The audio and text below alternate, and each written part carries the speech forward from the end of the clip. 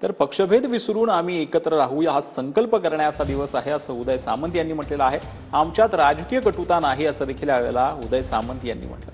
कोकणात सर्वपक्षीय आमदार आणि मंत्री एकाच मंचावर आल्यानंतर सामंत यांनी ही प्रतिक्रिया दिली तर आजचं राजकीय व्यासपीठ नाही असं नितेश राणे यांनी म्हटलं आहे। महाराष्ट्राच्या आणि कोकणाच्या विकासाच्या दृष्टीने आम्ही कायमस्वरूपी पक्षभेद बाजूला ठेवून एकत्र राहू हा संकल्प करण्याचा आजचा दिवस आहे आणि हाच आदर्श महाराष्ट्रातल्या अनेक लोकांनी घ्यावा ही आमची विनंती आहे। राजकारणातले वेगवेगळे विचारसरणी वेगळी असेल, भास्कर पण तुमच्यासोबत जिवंत नाही, भास्कर जाधव साहेब देखील आमच्यासोबत आहेत, त्यांनी देखील आपलं मनोगत व्यक्त केलेलं आहे आणि त्याच्यामध्ये अशी कुठे राजकीय कटुता नाहीच आहे ना। जगद्गुरूंनी आमच्या सगळ्यांचा केलेल्या सत्कारासाठी हे व्यासपीठ आहे, त्यासाठी मिळालेलं आमंत्रण आहे। त्यांचा वर्षानुवर्ष आमच्याबरोबर असलेले संबंध, आम्हाला दिलेला आशीर्वाद, म्हणून सगळ्याच गोष्टीला तुम्ही राजकीय चष्म्यातून पाहू नका।